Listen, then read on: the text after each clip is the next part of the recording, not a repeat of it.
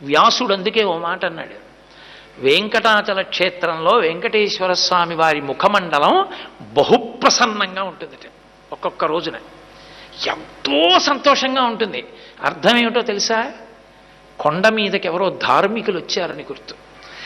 ధర్మమునందు విశేషమైన అనురక్తి ఉన్న వాళ్ళు కొండ మీదకి వచ్చారనుకోండి, ఆ రోజు మురిసిపోతాట. రే ఒక్కడు వచ్చాడరా, వాడు వచ్చాడమ్మా అని వెళ్ళి ఆ తల్లికి బకుళమాతకి చెప్పుకుని, పద్మావతి వచ్చాడే బిడ్డడు, వాడు వచ్చాడే అని అలా రా రా రా రా అని మురిసిపోయేవాడిని చూస్తూ ఆనందపడిపోతాట.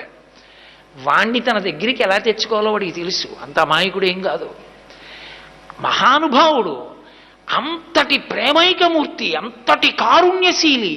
ధర్మమునందు నిలబడితే ఎప్పుడో అన్ని తప్పులు చేసిన వాడు ఎక్కడో వైద్యశాలలో పడిపోయి ఉండిపోయి గోవిందా అని లోపల గొణిగితే, ఇంతోటి పరమేశ్వరుడు ఈ ప్రపంచాన్నంతటినీ సృజించిన వాడికి వీడి తల మీద బొచ్చో లెక్క వీడి ఇస్తానంటే ఆ కష్టం తీర్చడానికి.